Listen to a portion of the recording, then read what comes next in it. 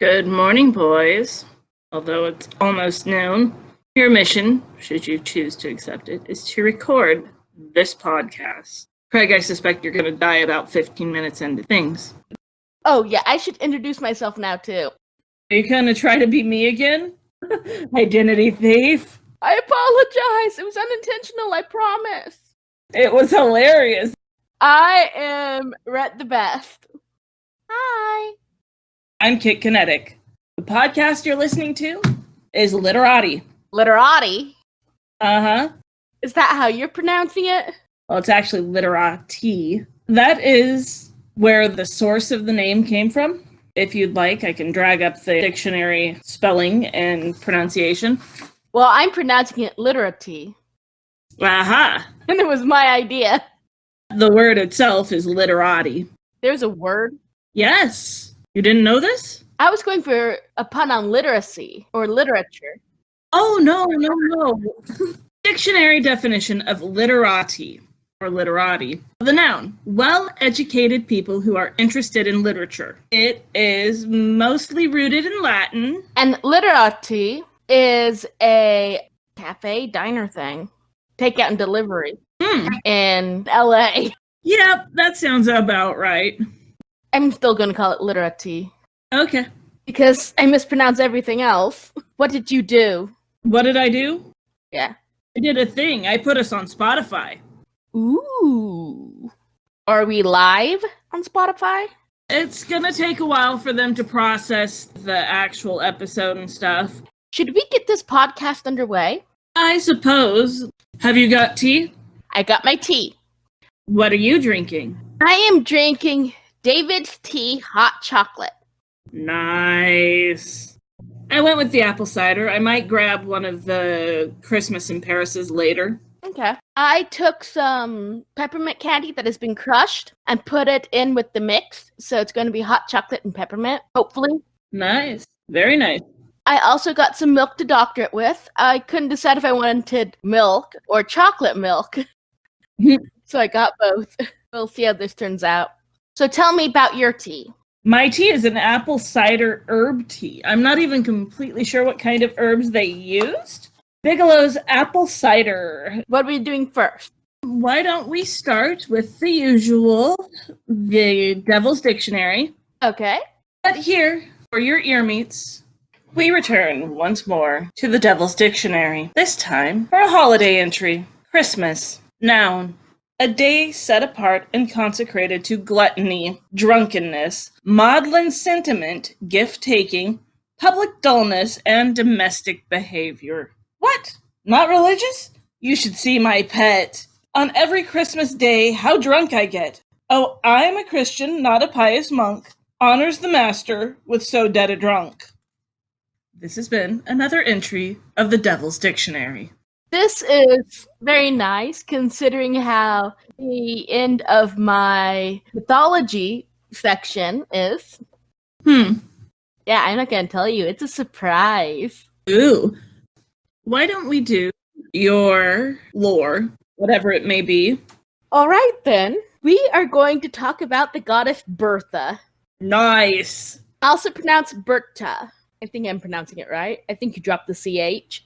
So Berta, or Bertha, means bright or shining one. She is also known as the guardian of beasts. She is the goddess of spinning, weaving, the protector of animals, women, and children and infants, birch trees. She is the goddess of abundance. She works as a psychopomp. A psychopomp? Yes, a psychopomp. Nice. It is a being that escorts the souls of the dead to the next world, protecting them. A guide. Yeah, guide, sometimes a protector. She actually does protect people in the underworld, too. Very nice. She is also one of the many leaders of the Wild Hunt, which is a very interesting phenomenon. Almost every continent has their version of the Wild Hunt. Celtic. Yes. She is Celtic and Germanic. Now there's a combination. Must have been when the Vikings came over. Must have been. She is a shapeshifter who is most often associated with the goddess Hel, which is the Norse goddess of the underworld. Awesome. And the triple goddess, the Mother Maiden Crone, because she can be either of those things. She can be a middle-aged woman, an old crone, or a young, beautiful woman. Nice. In the early days, she was most often seen as a young woman with long blonde hair and dressed all in white. She was sometimes depicted as a swan or with duck feet. Okay. Shapeshifter, what do you expect? Yep. In winter, the last 3 Thursdays before the winter solstice, according to just one source, I didn't find it in any other sources, she would go into people's houses to check on them. If the children were good, if the spinning was complete, if the house was clean, if the children were obedient, and a proper meal of meat, fish, and porridge was left for her, she would leave a coin, usually in a shoe, as a reward. She would even bring her horde to scare off demons and ill wishes from the house. Very nice. So she had a horde of creatures that could either be beautiful or ugly, and they would go in their ugly guise into people's houses to scare off monsters. Awesome. Right? So, like, the way to exorcise demons is to bang pots and pans, yelling, "Get the F out of my house!" Right? It's the same, It's the same principle. right? She's very interesting. She was respected and loved until the Catholics came around. Right? At around the 6th century, the church renamed her Perta.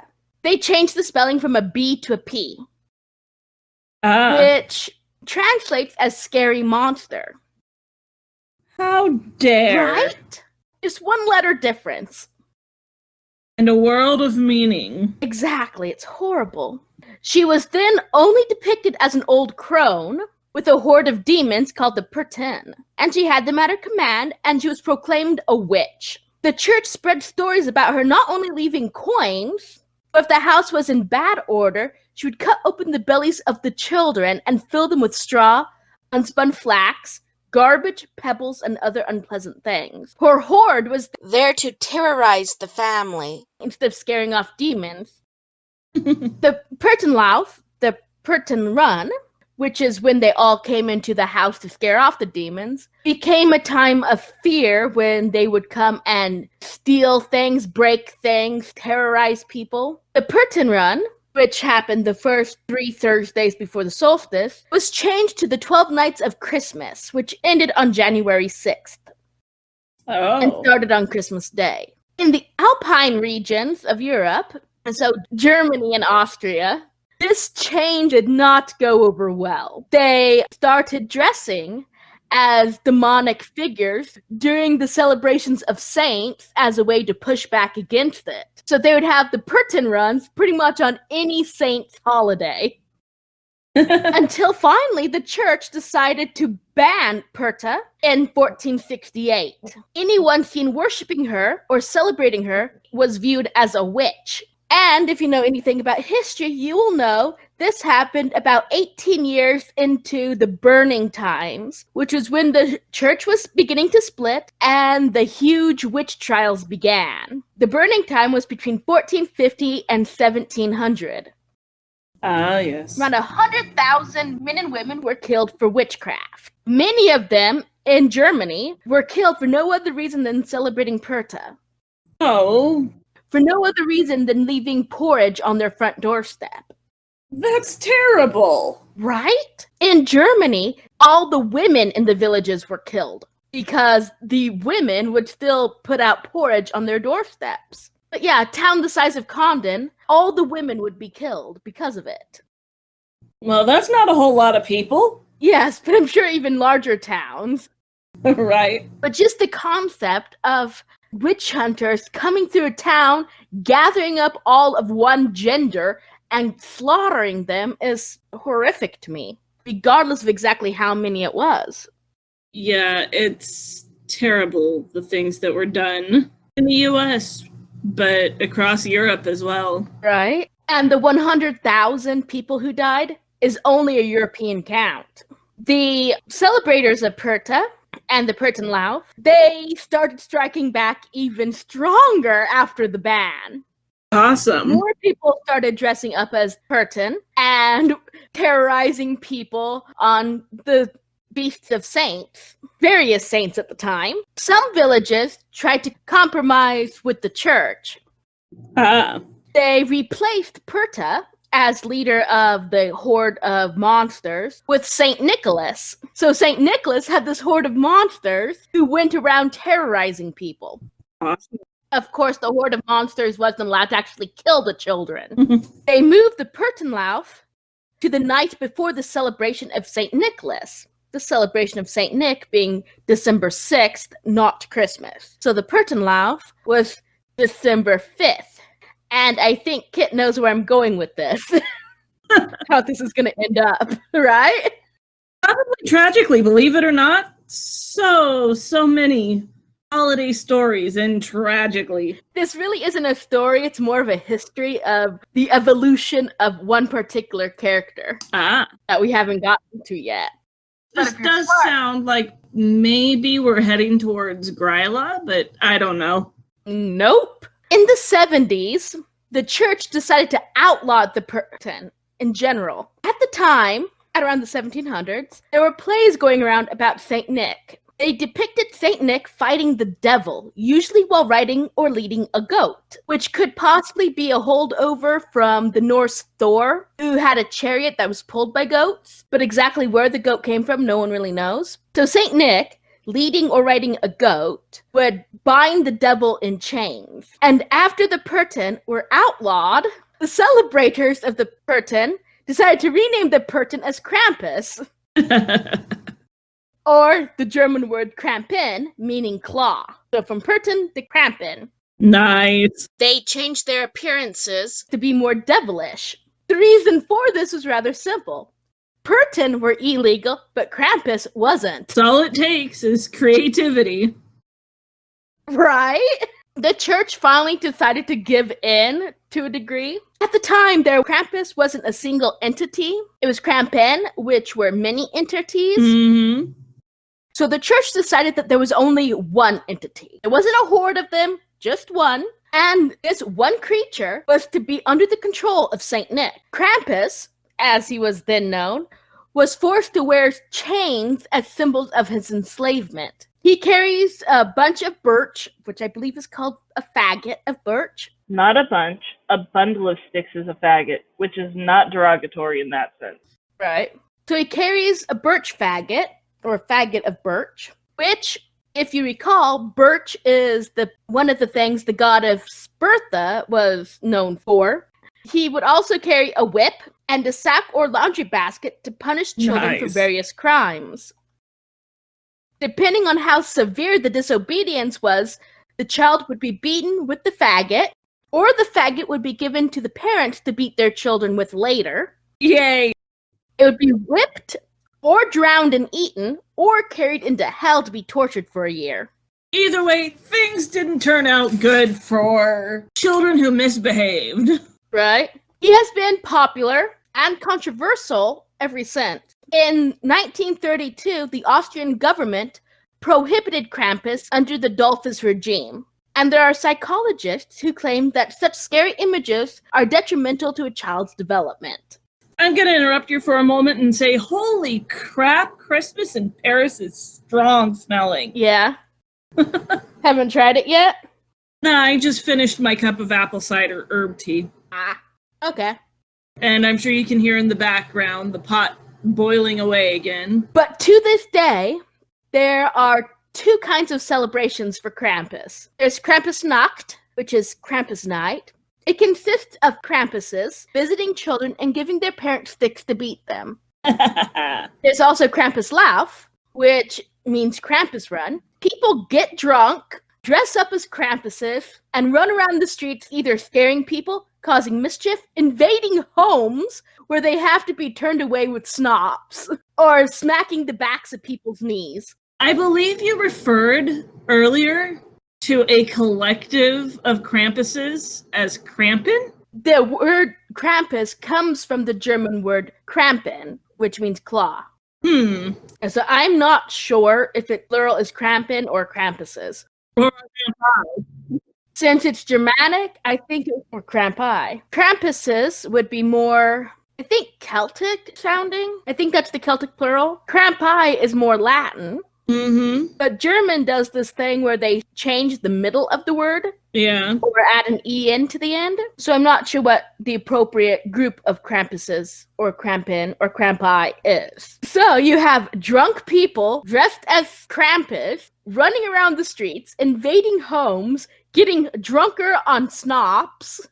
Schnapps. That's what you're saying. Not snob. Schnapps. Yes, schnapps.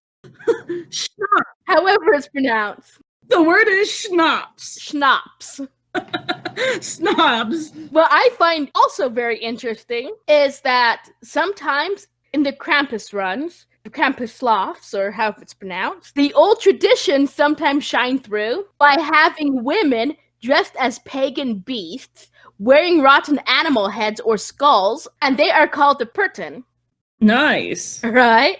So the Purton return, but they're all women with rotting animal heads. Well, that sounds fun. And in many versions of Krampus, he is considered the son of the Norse goddess Hel, which I guess you could say is more or less accurate because Bertha was associated with the goddess Hel, and Krampus came from her. So I find that interesting. Trying to find the answer to the plural of Krampus. Ah. Now, Krampus is not the only helper of St. Nicholas. There are other characters that, depending on the region, go around and help fulfill Krampus's duties with St. Nick. You said duty. I did say duty. Sorry, I had a moment. You're like, what, 12? Sometimes. Anyways, you were saying. So there's other characters that help St. Nick on occasion, depending on where you're at. You're gonna have to forgive my pronunciation of these, Okay. because some of them are very not good pronunciation, and there's one of them that's just not good in general. Oh. And we'll get to that one. So there's Necht Ruppert, which translates to farmhand or servant Rupert, who is also known as Robin Fellow. I think I know where we're going there. He is a man with a long beard and a staff with a bag of ash who beats children who do not say their prayers. And he beats them with the bag of ash, from what I understand. This is going to be the most depressing holiday episode anything ever. Right? And there's Belsnickel, or Pelsnickel. I've heard of Belsnickel. He is a man wearing fur which covers his entire body, and he sometimes wears a mask with a long tongue, which is something very similar to Krampus. Yep. He is celebrated in parts of Pennsylvania, of all places. Dutch origins. Right. And he is celebrated in the same capacity as Santa. So he punishes the bad and rewards the good, much like Perta did at one point. Then there's my favorite, which is Kris Kinkle. Not Kris Kringle, Kris Kinkle, or the Xmas Woman. Nice. Where I found it actually had X-Woman, or Xmas Woman. Not Christmas, but Xmas. Mm-hmm. This person comes thoroughly disguised, wearing layers upon layers of female clothing, usually female clothing, not always, and they come with a sack that is filled with cakes, fruits, nuts, and a long magical hazel switch. Nice. She would scatter the goodies on the floor, and then when the children run to go grab the goodies, she would beat them with the switch. The switch was magic, so if a child was good, they did not feel it. But if they were bad, they would feel the switch. Nice. She would also break into people's homes and eat everything until the people there could guess who she was. Like, which one of their neighbors dressed up in layers of clothing as a woman and broke into their house and started eating stuff. So it's like, oh, I want to mess with Kit. I'm going to dress up layers upon layers of clothing, go and start eating everything in her house until she says, hey, Rhett, get out. What's funny is most of the stuff in my house you bought anyways. Right? I'd just be like, you were especially cold today, huh? Right? But then there is the one that is not good, and you will understand why as soon as I read him to you. Oh. He is Zwart Piet, or Black Peter, or Black Pete. Ah. He is depicted as a black Moor, which is a black Muslim person, and the participants portray him wearing black face makeup. Ooh, that's culturally insensitive. Yes. They paint their faces completely black, they wear exaggerated red lipstick, and with a nappy or kinky black wig. Mm. and colorful Renaissance attire and gold earrings. Yeah, there's an absolute failure. Right? He is, of course, controversial, No shit. especially in the Netherlands. And he is also referred to as a servant rather than a companion. And pretty much all the other friends of Saint Nick, Santa's crew. right? All of them are considered friends of him who just kind of travel around with him, except for Black Pete, who is a servant. Yep, there's a failure. And he beats the children with birch rods, and if they've been especially naughty, he puts them in his sack and carries them to Spain. Okay, free vacation. Right? So that's a character that did not age well. No. And that is how a young, beautiful woman, goddess, who was the protector of children, became a hideous monster. Well, that's a drag. Right? So this episode's it.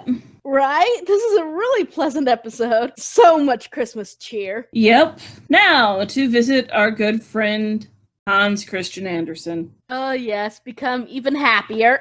Yes, we're going to add to it another tale of holiday woe. This is a fairly well-known story, The Little Match Girl. It's also a fairly depressing story. I believe I read somewhere that Hans Christian Andersen said it was the happiest story he ever wrote.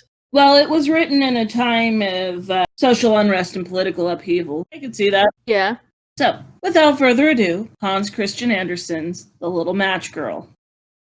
It was dreadfully cold. Snow was falling, and before long it would be dark. It was the last day of the year, New Year's Eve. In the cold, dark streets, you could see a poor little girl wearing nothing on her head and walking in bare feet. Yes, it's true. She was wearing slippers when she left home. But what good were they? They were great big slippers that had belonged to her mother, so you can imagine the size of them. The little girl had lost them while scurrying across the road to avoid two carriages hurtling by at a terrifying pace. One slipper was nowhere to be found, and a boy ran off with the other, saying he could use it as a cradle when he had children of his own someday. The little girl walked on in her tiny bare feet, which were raw and turning blue with cold. She had a bundle of matches in her hand, and some more in her apron. She had not sold a thing all day, and no one had given her even a copper. Poor mite, she looked like the picture of misery, as she trudged along, hungry and shivering with cold. Snowflakes settled on her long, fair hair, which curled itself sweetly around her neck. You can be sure that she wasn't thinking about her looks. Lights were shining in every window, and the lovely smell of roast goose drifted out into the streets. You see, it was New Year's Eve. That's what she was thinking about. In a corner, between two houses, one of which jutted out into the street, she crouched down and huddled in the cold,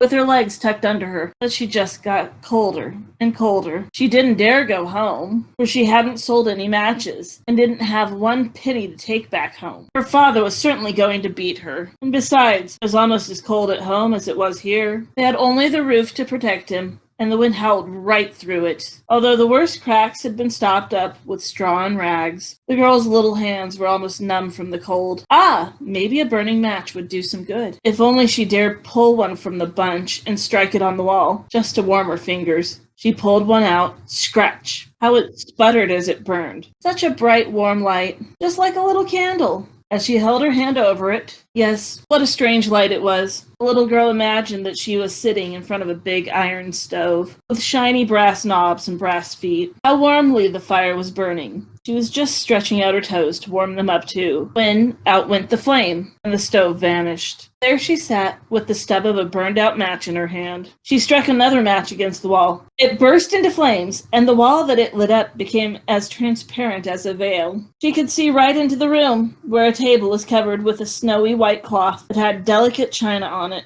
Right there, you could see a steaming roast goose, stuffed with apples and prunes. And what was even more amazing, the goose jumped right off the dish and waddled across the floor, with a carving knife and a fork still in his back. That's kind of horrifying, actually.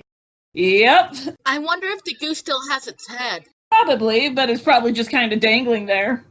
Right? I cannot taste the peppermint I put in this mix. Can you taste the chocolate? Yeah, because it's hot chocolate. Is it actually chocolate or is it the hot chocolate tea?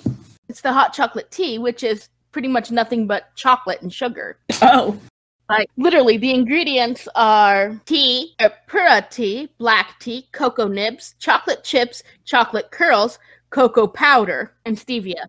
But I put some crushed peppermint in there. Crushed peppermint candy. I can't taste it. Maybe you could, but my taste buds are, not good. Right? So back to the waddling goose with the carving knife and fork in its back. Which is horrifying. The imagery of Hans Christian Andersen. It marched right up to the poor little girl, but then the match went out. Nothing was left but the cold, damp wall in front of her. She lit another match. Now she was sitting beneath the beautiful Christmas tree. It was even bigger and more beautiful than the one she had seen last Christmas through the glass door of a rich merchant's house. Thousands of candles were burning on the green branches. The colored pictures, just like the one she'd seen in shop windows, looked down upon it all. The little girl stretched both hands up in the air, and the match went out.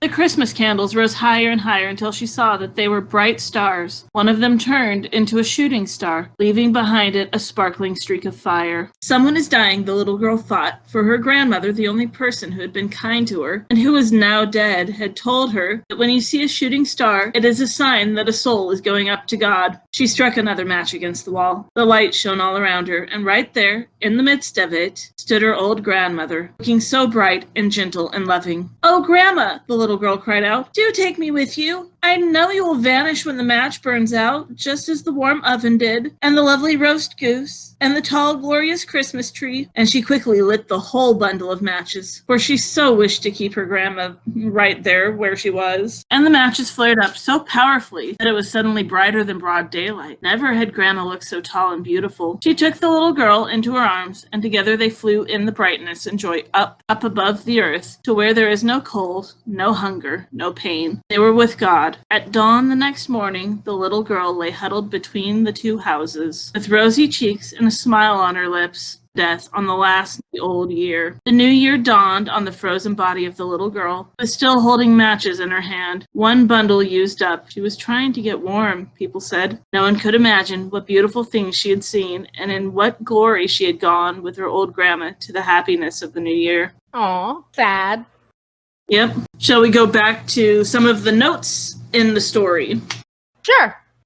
We will start with number 1. The little match girl. The attribute little before the name of a girl in a story for children often spells the character's doom. Match girl, like Harriet Beecher Stowe's Little Eva, Charles Dickens's Little Nell, and Andersen's Little Mermaid, is destined to never become big. Bare feet. Number 2. As the son of a shoemaker, Andersen made a special point of focusing on his character's footwear. The bare feet of the little match girl make her a particularly abject figure. The girls who place a premium on their shoes also run into trouble. See Andersen's Girl Who Trod on the Loaf, whose protagonist refuses to dirty her shoes, and The Red Shoes, whose protagonist takes pride in wearing ostentatious footwear. Number 3. The picture of misery. Andersen often gives us tableau of suffering. The loving elaboration of the girl's wretched condition suggests a tendency to aesthetic pain, to create beauty through elaborate descriptions of the misery and distress. Number 4. She didn't dare go home. Andersen reported that the story was inspired in part by his own mother's experience of being sent out to beg and told not to return until she had received some money. Andersen's sympathies were always with the downtrodden, and the little match girl gives us a figure who is pure victim. And number 5. The little girl lay huddled between the two houses. Although the frozen body of the girl presents a grotesque warning to passerby, her rosy cheeks and smile suggest her death was a beautiful one, and that she has transcended worldly things. That was depressing. Yes, it was, wasn't it? It is one of my favorite stories. Right. Yeah, I prefer The Little Match Girl to The Little Mermaid. Yeah. What have you got to wrap the episode up with? Something a little more lighthearted than dying children? No. Of course. This episode goes from drunken people to a goddess becoming a group of drunken people Children dying in the streets. to a small poem by James Russell Lowell. Lowell. Mm-hmm. James Russell Lowell. It's called The First Snowfall. It's the only poem I could find that had something to do with winter and seemed to go kind of with Bertha, Petra, Yeah. I found it in an old poetry school book of all things, Huh. copyrighted 1926. And it has a bunch of like the really old style of poems. Yeah. Well, old style of poems, not ancient like Iliad style. But it has stuff like the Spider and the Fly, Oh. you know, those kind of ones. Yep. It's a short poem, Snowfall, by James Russell Lowell. The snow had begun in the gloaming and busily all the night. Had been heaping fields and highways with silence deep and white. Every pine and fir and hemlock were ermine too dear for an earl, and the poorest twig on the elm tree was ridged inch deep with pearl. From sheds new roofed with carrara, Ara. Okay. Carrara, Yeah, I see it. I don't know what it is, but I see it. came Chanticleer's muffled crow. The stiff rail softened to a swan's down and fluttered down the snow. I stood and watched by the window the noiseless work of the sky and the sudden flurries of snowbirds, like brown leaves whirling by. I thought of a mound in sweet Auburn where a little headstone stood, how the flakes were folding it gently, as did robins, the babes in the wood. Up spoke our own little Maybelle, saying, "Father, who makes it snow?" I told her of the good All-Father who cares for us here below. Again I looked at the snowfall and thought of the leaden sky that arched o'er our first great sorrow when the mound was heaped so high. I remembered the gradual patience that fell from that cloud like snow, flake by flake, healing and hiding the scar of our deep plunged woe. And again to the child I whispered, "The snow that husheth all, darling merciful Father, alone can make it fall." Then, with eyes that saw not, I kissed her, and she, kissing back, could not know that my kiss was given to her sister, folded close under deepening snow. Okay. I'm a little disturbed by the last paragraph. That he is kissing his daughter, and she is kissing him back.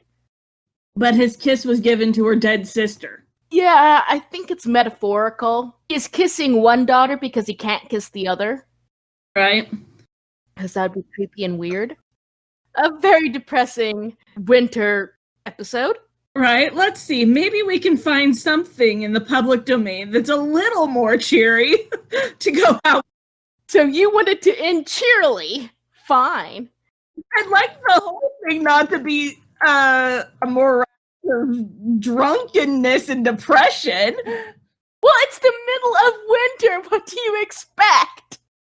True. I mean, you know, the sun has died, so to speak. Yeah. So, we did stories about death. Happy holidays, folks! Christmas Bells by Henry Wadsworth Longfellow. Ah, yes, classic. I heard the bells on Christmas Day, their old familiar carols play, and wild and sweet words repeat of peace on earth and goodwill to men, and thought how, as the day had come, the belfries of all Christendom had rolled along the unbroken song of peace on earth, goodwill to men. Goodwill is hyphenated. Oh boy, just like tomorrow. Right? Till ringing, singing on its way, the world revolved from night to day, a voice, a chime, a chant sublime of peace on earth, goodwill to men. Then from each blank, accursed mouth, a cannon thundered in the south, and with the sound the carols drowned of peace on earth, goodwill to men. It was as if an earthquake rent hearth and stones of a continent, and made forlorn the household born of peace on earth, goodwill to men. And in despair I bowed my head. There is no peace on earth, I said, for hate is strong and mocks the song of peace on earth, goodwill to men. And pealed the bells more loud and deep. God is not dead, nor doth he sleep. Wrong shall fail, the right prevail, with peace on earth, goodwill to men. Okay. So a rather more hopeful one. Yeah. I think the title for this episode should be Holiday Depression. Right. Either that or Holidays 2020. Right. It's all drunken revelry and death. With a little bit of hope at the end. Yep. The tiny glimmer of hope that is 2021. Okay. So shall we stop recording? Let's sign out first. Good idea. Happy holidays, folks. Or as happy as they can be after that depressing episode. Right? Kit Kinetic. Rhett the best. And we are wishing you a happy, healthy 2021. Don't die. Please. And if you do die, wait till the end of 2021. So at least you have one more year under your belt. Right? We've had enough death this year. Can we just, boycott it next year?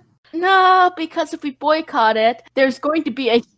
Too many people alive, as if this world isn't quite crowded enough already. Especially considering that I'm pretty sure there's going to be a ton of babies born in 2021. Yeah. Quarantine babies. Kids with names like Quarantina. Right. So you have a huge boost in baby population, plus people not dying.